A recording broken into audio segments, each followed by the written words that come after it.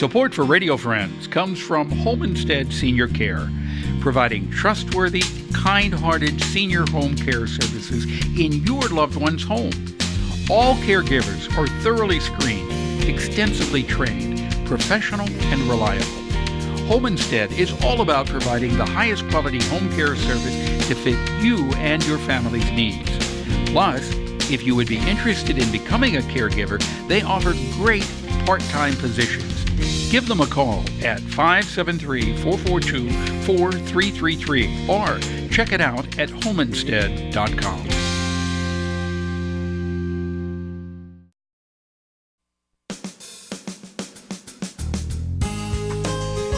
Good morning and welcome to Radio Friends on Thursday, June the 13th. We missed it by a day, didn't we? Friday the 13th. Thursday, June the 13th. Walter Bargen with us.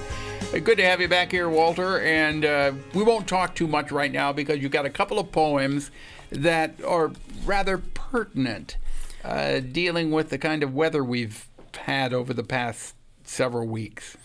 Yes, with all the images that I've been watching on TV and driving around and seeing what has been going on, I couldn't help but recall some of my experiences in the flood of 1993, which was probably the worst flooding that had happened ever historically in the state of Missouri. And I wrote a couple of poems, and I thought I would share those with you because what's in these poems is very relevant to what we have today. Okay. The first one is called Good Place to Begin, and I'm not saying that flooding is a good place to begin, but that when you're in this experience, it's a good time to take a look at what is happening to you and what is happening around you and what you can do. And so I volunteered to do sandbagging in Hartsburg for a number of days, and we were just desperately trying to keep the town of Hartsburg from being completely inundated. And if you looked on one side of the wall, the river side of the wall, the water was 6 to 7 feet deep. It was nearly touching the tops of street signs. That's how deep it was in a part of Hartsburg. So, a good place to begin. The rain is always a good place to begin. After a summer's flooding, there are arguments and a sudden love for the desert light. But isn't that the way it always is? If my house weren't floating furniture between rooms, comforting the murky water, and if I weren't the one counting the horizontal calendar of dried stains across walls and windows, anticipating the rise and fall of records and despair, and if I weren't listening to the reports of snakes hanging from kitchen ceilings and hogs crowded onto roofs, waiting for a second coming of the brown god perched in the crowns of maples, waiting for the rescue boat cutting a wake through the trees, then I could open a poem calmly to the rain.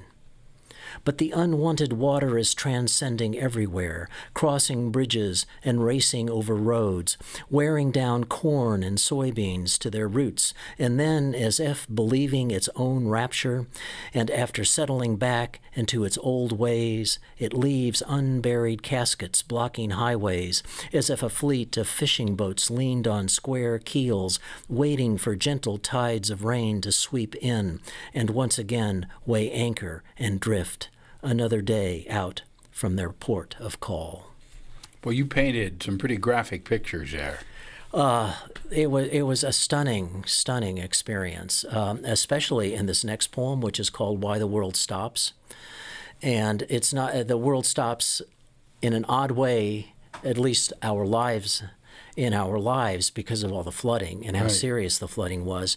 But it also happens because a mile north of the bridge into Jefferson City on Highway 63, there was an accident. The 4-lane highway was down to 2 lanes. Water was lapping at the shoulders of those 2 lanes.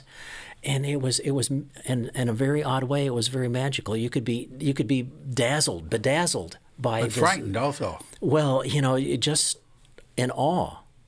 And I think that that's what happened to this one driver. Now, was this in 1993? In 1993. Okay, so this is the next poem. This is the next poem, Why the World Stops.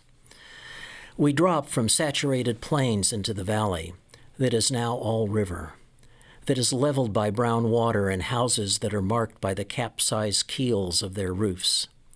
The river is squeezed between towering damp limestone bluffs that are miles apart and shine in the sun of a rare rainless day. Soybean fields are rippled by fast currents.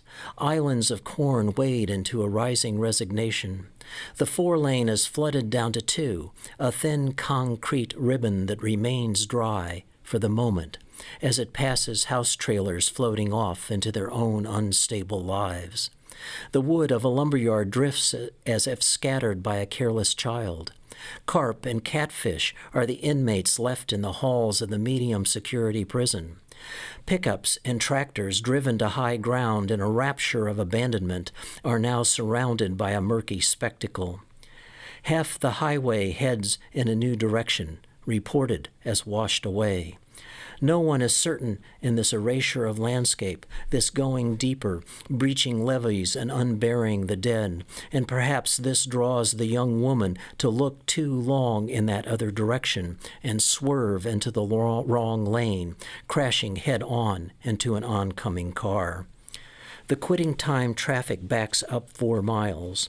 Strangers shut off their engines and step out of their cars to stare at a clear sky, to watch a river that hasn't reached its crest, but threatens to close these 2 lanes, their way out of this stopped world. You know, as you were reading this, it was as if I was watching a movie. Your words were so perfect. The scenes were flashing before my eyes. You know, and except for perhaps the accident, you know, they were happening everywhere along the Missouri River, you know, its entire length. There was nowhere for that water to go. Imagine the river stretching from bluff to bluff. It was like a lake, only a lake with a really strong current. And it was just washing everything away. I remember a picture of natural gas you know, those propane tanks? Propane tanks that look like pills, right. Large pills, just floating aimlessly down the river. Yes. They had broken loose from from the ground, and they were just floating down the river. Yes. That was in the 1993 flood. That was the 1993 flood. There was a lot of amazing scenes like that. You don't realize, you don't think about the power of nature and water unleashed. Mm-hmm, mm-hmm. And when we saw some of that with the tornadoes that moved through Jefferson City, we were talking to Rob Krause on a segment, and the tornado passed right over his house in Jefferson City. Did no damage to his house, but then touched down later. But it sounded like a freight train was roaring overhead. Mm-hmm. Have you ever been in a tornado? Very quickly, I was driving west in Kansas, and I'm listening to the radio, and I go, huh, and I look off to the right, and there is a mile-wide tornado moving east about a mile away from where I'm at. I've never seen one, and I don't want to see one. I don't. Thank you so much, Walter Bargen, for coming by. Well, thank you. Pleasure having you and sharing your poetry from 1993. Tomorrow, Larry Brown will be here. He's got a story or a song. We'll find out. Join us then. Thanks for listening. Bye-bye.